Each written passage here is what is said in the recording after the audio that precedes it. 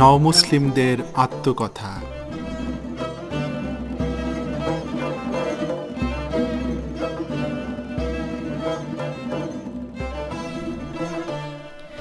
শ্রোতা ভাই বোনেরা, সালাম ও শুভেচ্ছা নিন।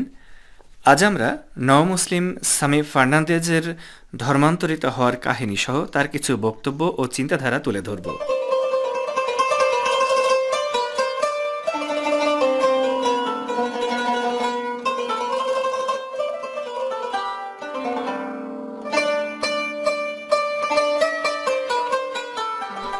ইসলাম এক পরিপূর্ণ ও সার্বজনীন ধর্ম। মানুষের জীবনের সব দিকের চাহিদা মেটায় এই ধর্ম। ইহুদি ধর্ম ছেড়ে মুসলমান হওয়া পাকিস্তানি নাগরিক মোহাম্মদ আসারের ভাষায়, ইসলাম হচ্ছে এমন এক ভবনের মতো যার প্রতিটি অংশের মধ্যে রয়েছে সমন্বয় এবং প্রতিটি অংশ অন্য অংশগুলোর সহযোগী ও পরিপূরক। এ ভবনে কোনো কিছুরই ঘাটতি নেই, ফলে বিরাজ করছে নিরঙ্কুশ ভারসাম্য ও প্রশান্তি। আর ইসলামের নীতি হল প্রত্যেক জিনিস যেখানে থাকা দরকার তা ঠিক সেখানেই থাকতে হবে। নওমুসলিম সামি ফার্নান্দেজ ছিলেন একজন খ্রিস্টান পাদ্রী।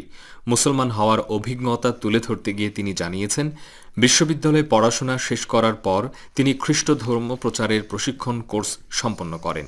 এরপর দক্ষিণ ফিলিপাইনের মুসলিম অধ্যুষিত অঞ্চলে ধর্ম প্রচারের দায়িত্ব পান। এ সময় প্রাচ্যের ধর্মগুলো সম্পর্কে লেখালেখি করাও ছিল তার আরেকটি দায়িত্ব। এই দায়িত্ব পালন করতে গিয়ে ইসলামী দর্শন সম্পর্কে লেখালেখির সুযোগ পান সামি ফার্নান্দেজ। এ প্রসঙ্গে সামি বলেছেন, ইসলামী দর্শন সম্পর্কে লেখালেখির জন্য আমি ইসলাম ও এই ধর্মের নবী হজরত মোহাম্মদ সাল্লাল্লাহু আলাইহি ওয়াসাল্লাম সম্পর্কিত নানা বই পুস্তক সংগ্রহ করতে থাকি। কারণ বিশ্ববিদ্যালয়ে পড়াশোনার সময় আমি এটা শিখেছিলাম যে যদি শত্রুকে পরাজিত করতে চাও তাহলে তার সম্পর্কে সবকিছু জানতে হবে।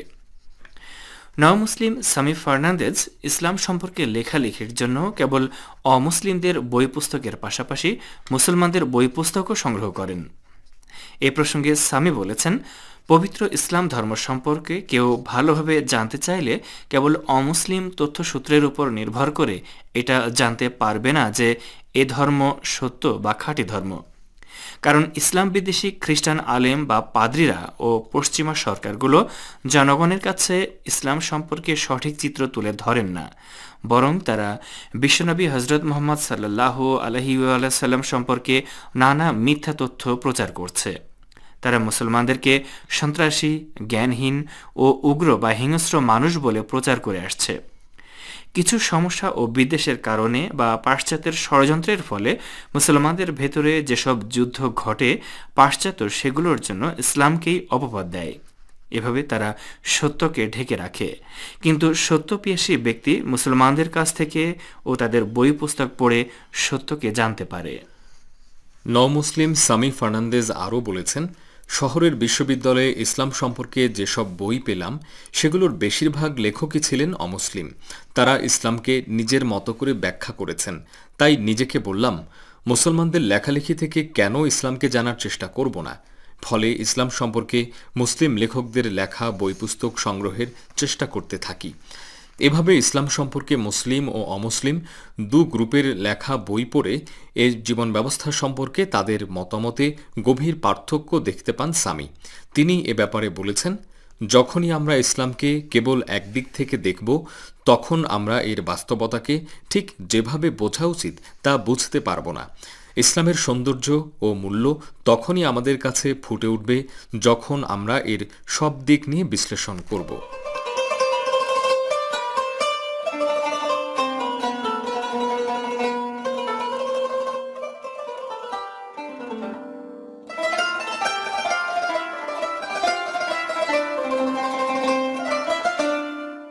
ইসলাম সম্পর্কে মুসলিম লেখকদের বইগুলো পড়ার পর নওমুসলিম সামি ফার্নান্দেজের চিন্তাধারায় ব্যাপক পরিবর্তন আসে। তিনি আর আগের মতো ইসলাম বিদ্বেষী মনোভাব পোষণ করতেন না এবং ইসলামের বাস্তবতাগুলোর নেতিবাচক ব্যাখ্যা দিতেন না, বরং ইসলাম সম্পর্কে তার জানার আগ্রহ আরও বেড়ে যায়। ফিলিপাইনের বাইরের কয়েকটি কেন্দ্র তাকে ইসলাম সংক্রান্ত কিছু বই দেয়। সামি বলছেন, এই বইগুলো বেশ ভালোই ছিল, তাই শুরু করি পড়াশোনা। ফলে ইসলাম সম্পর্কে সঠিক ধারণাগুলো অর্জন করতে সক্ষম হই এবং বুঝতে পারি যে ইসলাম সত্য ধর্ম। এর আগে বিশ্বের প্রচলিত অন্যান্য ধর্ম ও মতবাদগুলো সম্পর্কে পড়াশোনা করেছিলাম, এমনকি চীন ও ভারতের ধর্মবিশ্বাস সহ এশিয়ার ধর্মবিশ্বাসগুলো সম্পর্কেও গবেষণা করেছিলাম। সাবেক পাদ্রী সামি ফার্নান্দেজের মতে একটি পরিপূর্ণ ধর্মের যেসব বিধান ও বৈশিষ্ট্য থাকা দরকার খ্রিস্ট ধর্মে তা নেই।